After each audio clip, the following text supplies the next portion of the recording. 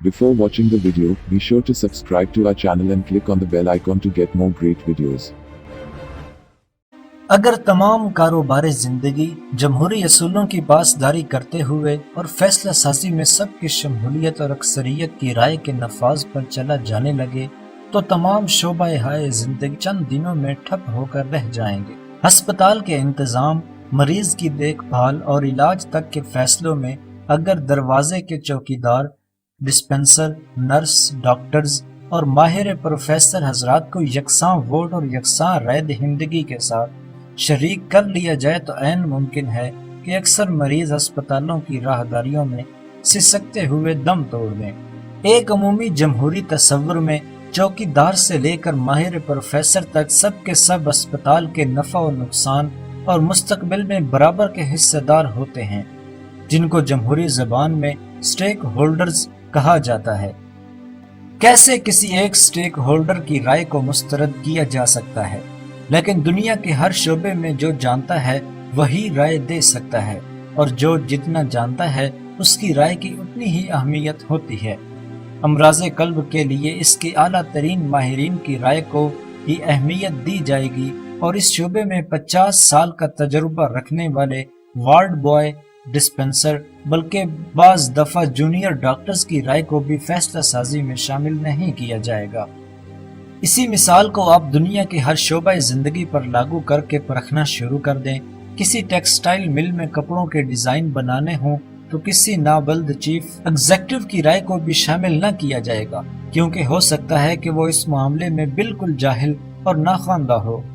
अगर आप कारोबारी जिंदगी के मामलात में बड़े बड़े फैसलों की नाकामी की वजूहात जाने तो आप इस नतीजे पर पहुंचेंगे कि हर नाकाम कारोबारी फैसला, तामीराती फैसला, इलाज का फैसला, शहर की प्लानिंग का फैसला, निसाब तालीम का फैसला, गर्ज बच्चों की करियर प्लानिंग का फैसला इसलिए नाकाम हुआ कि ये उन लोगों ने किया था जो इस मामले में लाइल्म थे, कोरे थे, बल्कि जाहिल थे। लेकिन आज की दुनिया में राइज सियासी जमहूरी निज़ाम में ये असूल तयशुदा है कि हर शख्स हुकूमत साजी के फैसले में बराबर का हिस्सेदार यानी स्टेक होल्डर है। जमहूरी निज़ाम में स्टेक होल्डर बड़ा वसी लफ्ज है, मसलन वो किसी कारोबार से बराह रास्त वाबस्ता भी हो सकता है और बिलवास्ता तौर पर भी इसका मफाद इससे जुड़ा हो सकता है।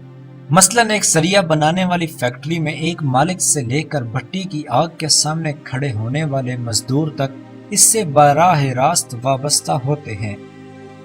जबकि सरिया इस्तेमाल करने वाले ठेकेदार, मालिक मकान और मिस्त्री बिलवास्ता हिस्सेदार या स्टेक होल्डर हैं। जमहूरी असूलों के तहत इन सब की राय को बराबर की अहमियत हासिल है,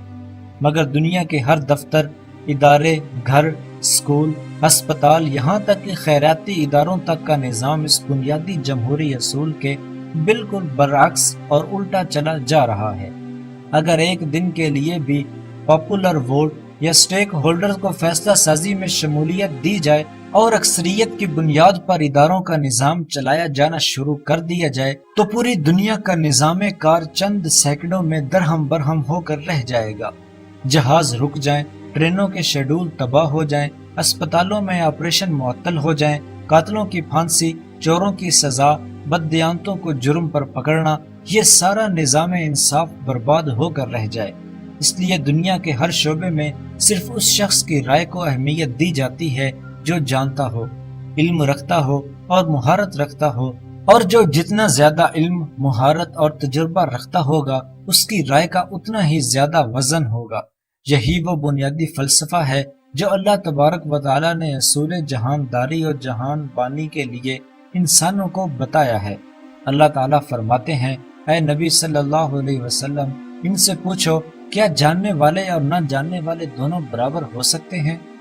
इसके बरअक्स ये सिर्फ और सिर्फ जमहूरियत ही है जिसके तहत मकबूल आम हिस्सेदारी, पॉपुलर पार्टिसिपेशन के तहत लोगों को महज इलेक्शन वाले दिन इकट्ठा किया जाता है, राय ली जाती है और फिर बाकी 5 साल तक हुकूमत के तमाम इदारे अकल वालों की राय से चलाए जाते हैं। कोई निज़ाम हुकूमत में आम वोटर को पूछता तक नहीं।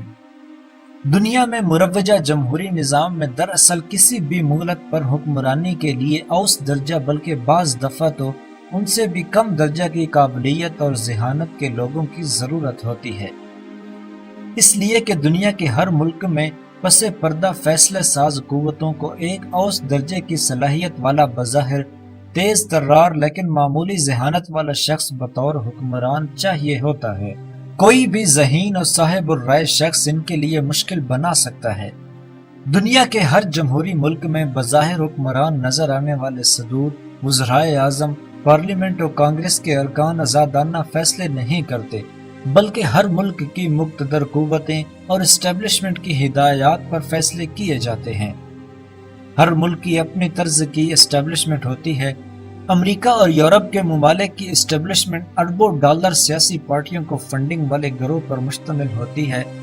یہ گروہ الیکشن مہموں میں سرمایہ کی انویسٹمنٹ کرتے ہیں اور پھر اگلے 5 سالوں کے لیے وہ معاشی، سیاسی اور معاشرتی قوانین بنانے اور پالیسیاں بنوانے پر صرف اثر انداز ہی نہیں ہوتے، بلکہ ایسا کرنے کے لیے ہدایات ڈکٹیشن بھی دیتے ہیں۔ اس طرح ترقی پذیر ممالک میں کہیں فوج اور کہیں بیوروکریسی یہ فریضہ سر انجام دیتی ہے۔ کسی ملک میں قبیلے اور برابری کی ڈکٹیشن چلتی ہے۔ بعض جگہ مذہبی گروہ اس قدر طاقتور ہو جاتے ہیں جیسے بھارت کی طرح پوری جمہوریت کو کٹر ہندوؤں نے یرغمال بنا لیا ہے۔ ان تمام پس پردہ قوتوں کو اقتدار کی کرسی پر کسی ذہین، معاملہ فہم اور قائدانہ صلاحیت والے شخص کی ضرورت نہیں ہوتی۔ ایسی معمولی قابلیت والے شخص کے انتخاب کے پاپولر ووٹ سے بہتر کوئی اور نظام ہو ہی نہیں ہو سکتا، کیونکہ اس نظام میں ایک قاتل، چور، ڈاکو، جنسی استحصال کے مجرم، ذخیرہ اندوز، بددیانت، نشہ میں مستقل دھت رہنے والے، یہاں تک کہ ذہنی امراض کے اسپتال میں زیر علاج فاتر العقل شخص کا ووٹ اور ایک پروفیسر، سائنسدان، عالم، ایماندار، شریف اور ذہین ترین شخص کا ووٹ برابر ہوتا ہے۔ جاہل اور عالم، جاننے والا اور نہ جاننے والا دونوں جمہوریت کے ترازو میں ایک ہی وزن رکھتے ہیں۔ جاہلوں اور نہ جاننے والوں کی اکثریت کی وجہ سے امریکی صدور سے لے کر برطانوی وزرائے اعظم اور یورپی رہنماؤں تک آپ کو ہر جگہ اوسط درجے کے رہنما ہی حکومت میں ملیں گے۔ ان چند اگر ایک ذہین افراد اگر ہوں بھی تو ان کا موازنہ اگر دنیا کے کسی بڑے فلسفی، سائنسدان، یہاں تک کہ سیاست کے پروفیسر سے کیا جائے تو یہ حکمران ان کے مقابلے میں جاہل تصور ہوں گے۔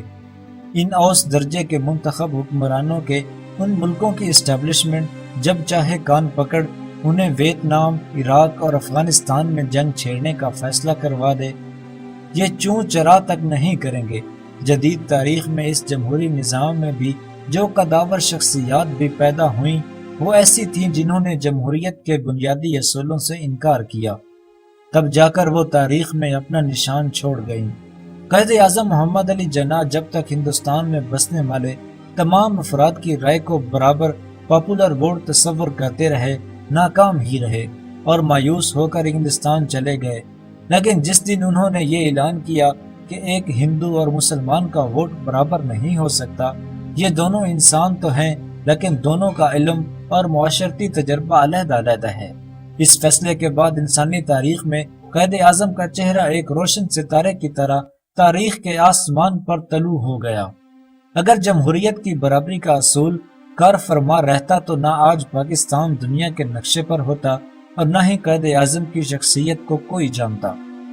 آزاد جمہوری ہندوستان میں پاکستان، بنگلہ دیش اور بھارت کے 60 کروڑ مسلمان 1 ارب ہندوؤں کے سامنے ویسے ہی بے بس ہوتے جیسے آج بھارت کے 20 کروڑ مسلمان اس دنیا کی سب سے بڑی جمہوریت بھارت میں ذلیل و رسوا ہیں۔ If you like the video, please click on like button and express your valuable comments in the comments box.